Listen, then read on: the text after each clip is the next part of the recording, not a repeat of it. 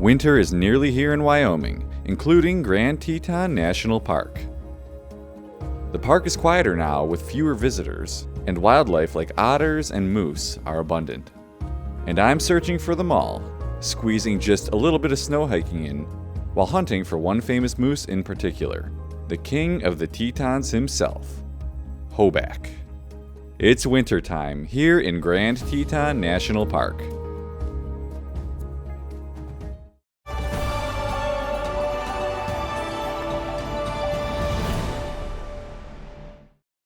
It was last year I read that the semi-elusive moose in Grand Teton, I say semi after this past fall's Teton adventures, linked above, come out in droves in the wintertime. Snow-covered and frozen streams and ponds drive moose up out of the marshes and into the sagebrush fields, where they feed on antelope bitterbrush, as opposed to the reeds found in the water. An avid moose fan, I was eager to find out if this was true for myself, and hopefully get some more good moose shots, as well as photograph that one famous moose, named Hoback. Again, arguably the king of the Tetons, or at least the moose in these parts, Hoback has been showing his age lately, closing in on around 15 years old. Famous for his enormous size and single drop antler, I was eager to finally see this guy for myself. So, once again, unable to afford flights in and out of Jackson Hole Airport, it was back to Salt Lake City, where I would rent a car and make the roughly 4.5-hour drive up. A quick layover in O'Hare to check out the Christmas decorations, including the Hall of Flags for all you Home Alone fans out there. Then I was off to Utah. Good news for those of you that don't fly Delta into Salt Lake. The airport tunnel is finally done and features these nice blue hues, as well as a dinosaur skeleton.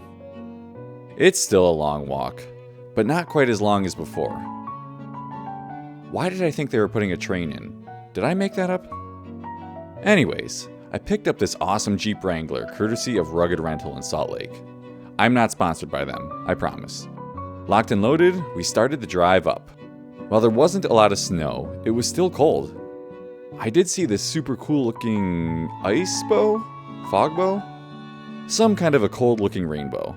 If you know what this is, let me know in the comments. Regardless, it was super unique. The city of Jackson, Wyoming is one of the most expensive places around for lodging. But did you know if you visit in mid-November, after hiking season and before ski season really kicks in, you can find reasonable rates? I'm talking $64 a night at the Super 8 Reasonable.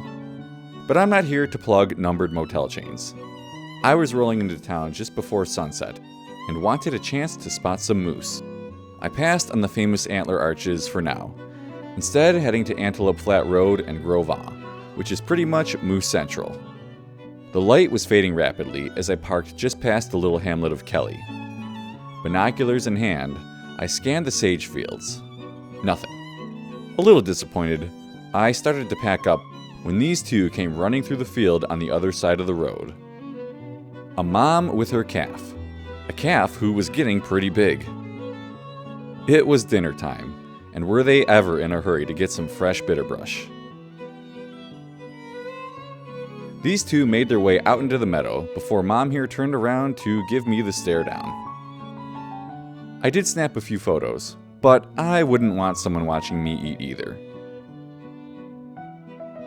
So I decided to leave them be and take one last glance around the sage before heading back to town. I did spot another lone cow, and not too far from her, a barely visible bull. So they were definitely here, and tomorrow I was hoping to find them in earnest. I mentioned earlier that the park is quieter than the summer and fall months. It's colder, snow travel can make things a little difficult, and most of the park is actually closed. Well, closed to vehicle traffic, that is. The main park road is open up until the Taggart Lake trailhead near the southern end, and then to the Signal Mountain Lodge at the northern end. There are no facilities available in the park this time of year either, besides some outhouses at Taggart Lake. The John D. Rockefeller Highway that runs parallel to the park road is open up until Flag Ranch. Entrance gates are still manned, so you'll need to pay or show your park pass to enter down near Taggart Lake or up at the Moran entrance station. Highways and the parts of the road that are open are cleared of snow during the day, but not at night. And if it's particularly bad out, it's probably best to stay off the roads. A vehicle with all-wheel drive and/or snow and mud tires will be a big help if the roads are slick. And of course, it's cold out. Wear proper thermal gear and dress in layers, especially if you're going to be outdoors for an extended period of time. Alright, that's all the boring stuff out of the way. It was off to bed, where tomorrow I was actually hoping for some snow and plenty more moose.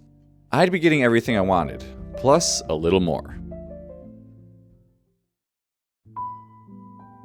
It snowed a bit overnight, and was picking up too as I made my way out to the Jeep, heading back to Antelope Flats Road. Scanning the sage fields, I didn't spot much at first. Maybe some distant moose. I decided to branch off, driving down Grove Road here to see what we might find. This road definitely had a bit more snow than the others, and I was putting the Jeep to work. I drove just a bit further back when there were two dark figures on the ridge across the way. It was a big bull and a cow moose, standing stoic and enduring the elements. It was beginning to snow a little harder now.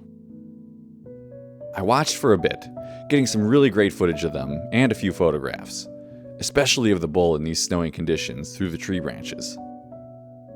Eventually they headed down the ridge. I surmised that they would likely pop out soon, even closer, and cross the road. Few highly anticipated and slightly anxious moments later, that's exactly what they did. Starting with the missus first. She came up and over, eventually making her way across and into the woods.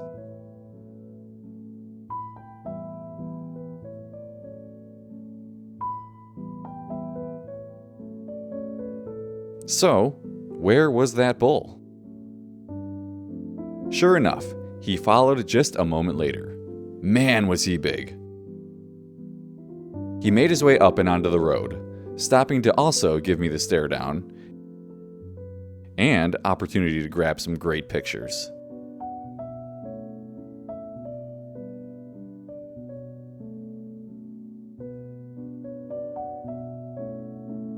He eventually made his way over too. I popped up onto the other ridge to see if they would come out and into the clearing, but no luck.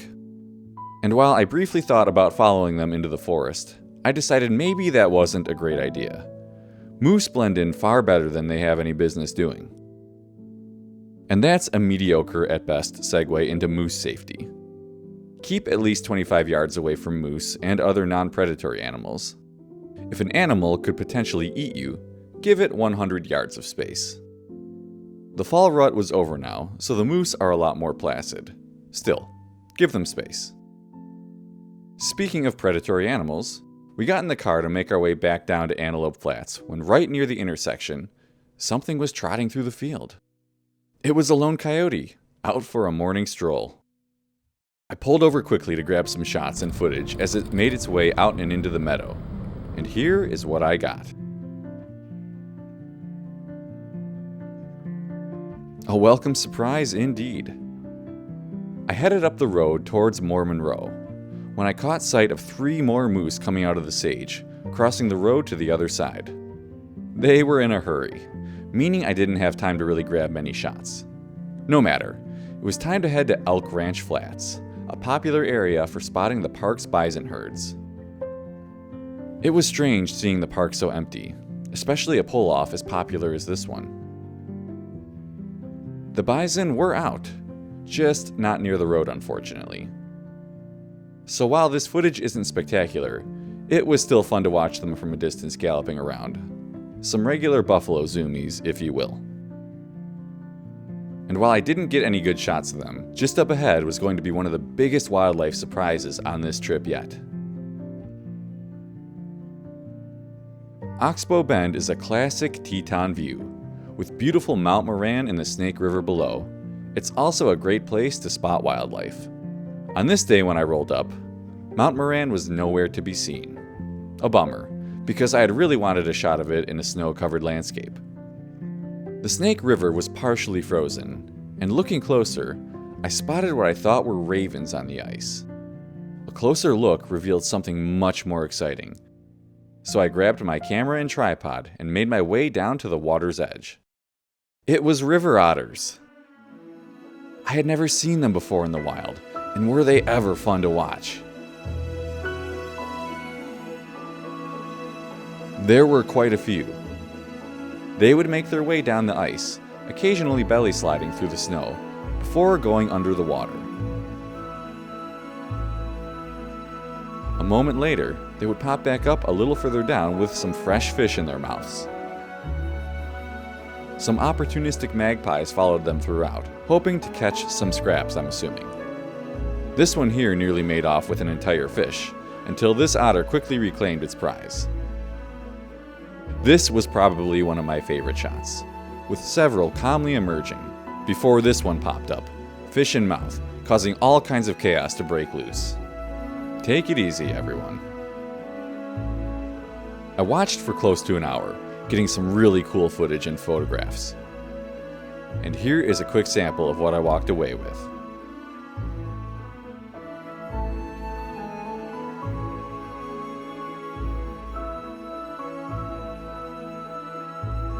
It was starting to snow again, a little heavier this time, so I decided to pack up, but not before grabbing a shot of this incredibly sad and cold-looking muskrat.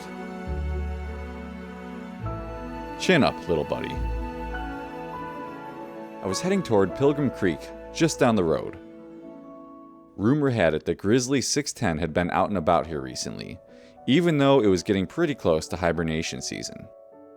And as for Grizzly 399, we'll get to her and what happened just a little later in this video. The snow was really picking up. I may have been just a little too ambitious in wishing for snow on this trip. Nonetheless, I decided to detour briefly toward the Jackson Lake Dam. I was curious if Signal Mountain was open so I could grab a coffee. But as I already spoiled earlier, it was not. And the storm was really picking up. Jackson Lake looked borderline foreboding, with the wall of white in front of it.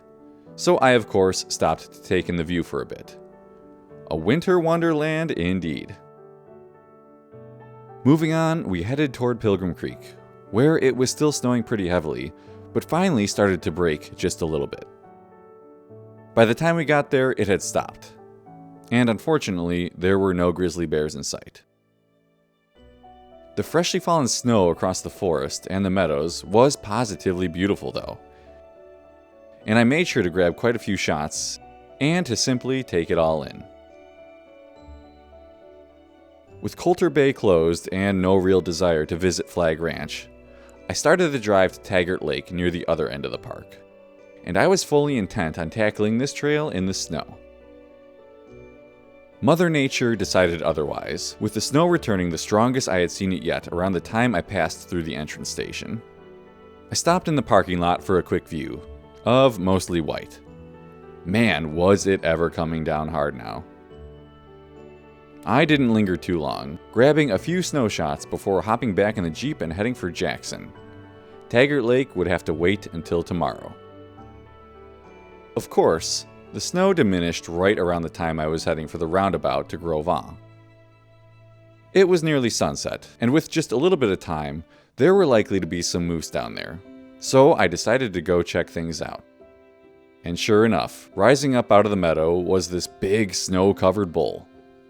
Was it Hoback? The answer was no, but he was still impressive. He was heading away from us, so I darted down a side road to get ahead of him a bit, and here is what I captured. Looks a little chilly, and I wonder why he was on his own. This time of year, the moose actually form herds, and I could clearly see a large one way off in the distance. And that had me wondering, why do they form herds in the first place if they're usually pretty solitary? The answer to that is making winter easier. Moose herds trample the snow more quickly, making it more simple to navigate through. It also makes finding bitterbrush easier, and aids in overall energy conservation. So, there's your moose facts for the day. This bull wasn't interested in any of that, and as he made his way further into the field, I decided to go check on that herd up ahead and see if my buddy Hoback was part of it. It was tough to tell from so far away. The sun was all but gone now, but I had a feeling I would need to follow their lead and venture out into the sage tomorrow if I wanted a chance at finding Grand Teton's premier bull moose. The snow had stopped now, and Jackson looked positively wonderful, covered in a fresh blanket of the stuff. A perfect night for a walk with a cup of hot chocolate and fancy s'more, courtesy of Persephone Bakery. From the Cowboy Bar to Town Square, it was magical seeing it snow-covered. And walking through one of the antler arches, something caught my eye. It was the memorial to Grizzly 399. You may or may not have heard by now, but back in October, she was tragically struck and killed by a vehicle, though her yearling cub, often known as Spirit and occasionally as Rowdy, was unharmed and spotted running off into the woods. And there is a good chance that he has the experience now to den down and make it through the winter on his own. This was a tragic end for Grizzly 399, and while an accident, still not the way she should have passed. I'm thankful I was able to spot her one last time this past June, and after cremation, she now lays at rest in Pilgrim Creek, probably the spot she was spotted at most frequently. The next morning, I took the opportunity to catch up on some much-needed sleep. This meant no moose hunting, unfortunately, but on the flip side, I was well rested for a hike up to Taggart Lake. The full loop to Taggart Lake is around 4 miles round trip, though for this trek, I would only be doing about 3, heading to the lakeshore itself and then back the same way. Much of the trail wasn't blazed due to the fresh snow, and only having crampons as opposed to snowshoes, I opted for this route instead, and wanted ample time to spare to try and find Hoback. This was going to be a cold hike, so proper preparation was necessary. Base layers, multiple pairs of socks, hand warmers, foot warmers, hat, gloves, scarf, trekking poles, polarized sunglasses for glare off the snow, crampons, and yes, just in case, bear spray. It wasn't quite hibernation season just yet. Layered up beyond belief, we began the trek upwards. It's roughly 300 feet of elevation to the lakeshore. And the views were positively beautiful. I'm a sucker for fresh snow on pine trees. It was wonderful. And it turns out a late start was advantageous too. The snow was well packed. Crampons might not have been a necessity, but were still welcomed. I was hoping the lake wasn't completely frozen yet. I had done this hike once before back in 2023, and the aqua-colored water was an incredible sight. I had also looked down on Taggart and its close partner Bradley Lake more than a few times from the Lupine Meadows trailhead on the way up to Delta Lake. Turns out I was just a little too late. The lake was nearly completely frozen. But you know what? I wasn't disappointed. It was really cool to see it in a completely different season, let alone state. And with quite a bit of drama up in the Tetons. It may have been clear down here, but it was snowing up there. Gusts would occasionally bring some flurries down our way. The clouds did cooperate for a few moments at least, and I got my clearest shot of the Grand on this entire trip, before it was covered again. I did think of making the trek up to Bradley Lake, but the trail definitely wasn't blazed too well heading that way, and with it getting a bit late, it was time to head back to Antelope Flats Road and the Gros Va area to try and spot some moose. This time from within the meadow itself. Driving in past the Molten Barns, we quickly spotted a small herd of around 5 or 6 moose off to the left. I decided to keep going. We could always circle back. We quickly spotted the other herd, right about where they had been before. And there were quite a few of them. Taking a side road to get as close as possible, I packed up my camera and tripod and began the trek out into the field. The brush out here is sturdy and a little tough to maneuver through. It is also fairly close in color to bull moose antlers, What I'm getting at here is that if you do decide to venture out, be alert. Maybe it's just me, but despite how large moose are, antlers and all, they do a fantastic job of blending in when bedded down. I picked a spot a safe distance from the herd and set up. The bulls were off to the left and the cows to the right. I couldn't believe how many there were. Moose kind of eluded me on my first few trips to the Tetons, and while I ran into a lot more than I expected this past fall, it didn't even compare to how many we were seeing now. And they just kept popping up. As the sun sank lower, more and more moose would rise up out of the field, so it was time to start shooting. And it was dinner time for them, so quite a few of these moose had their heads down searching for and devouring bitterbrush. Good for moose hangriness, but not for photographs. This gentleman was quite cooperative though, snow-covered snout and all. One of my favorite photographs of the entire trip actually ended up being of him. I couldn't help but notice, and hear, that many of the bulls were sparring with each other. The rut was over, so what was that all about? The internet tells me that young bulls, even after the rut has concluded, will continue to spar into the winter as a means of honing their fighting skills. These fights are generally a lot more low-key, and more for practice as opposed to trying to injure one another. And it was pretty amazing getting to watch them put those antlers to good use, while they still had them. It was only a matter of weeks now before they would begin to drop off.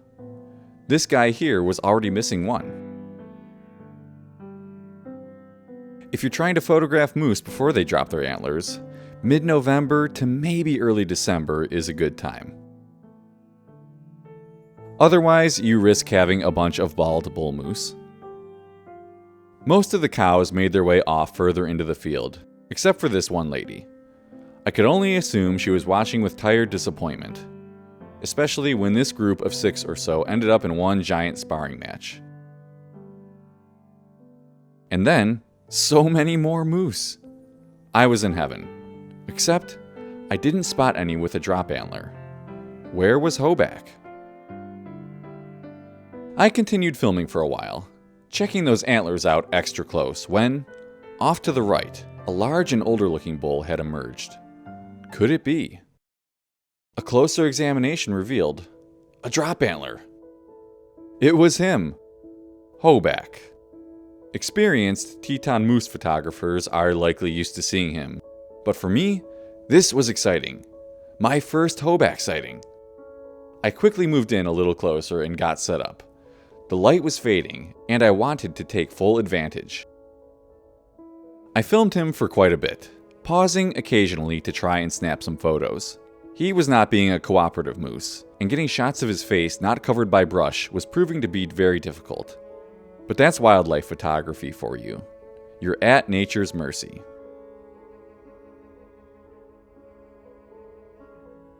While waiting for Hoback to strike a pose, 2 more huge bulls popped up nearby him. One with a lovely decoration in his left antler. Some seemingly friendly sniffing soon turned into sparring.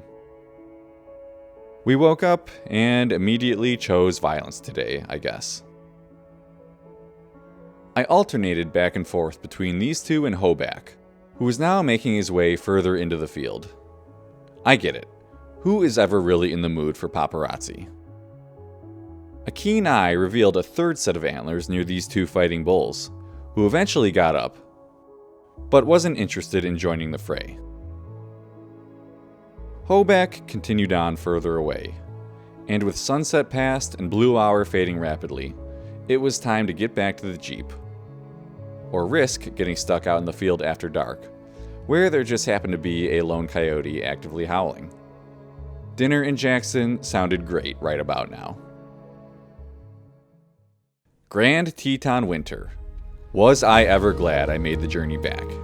And while yes, this wasn't truly winter yet, it was still incredible to see it covered in snow. But soon enough, I'll be experiencing a true Wyoming winter. as I make my way to Yellowstone in a few short months to check out the snowy wildlife scene up there. Until the next time.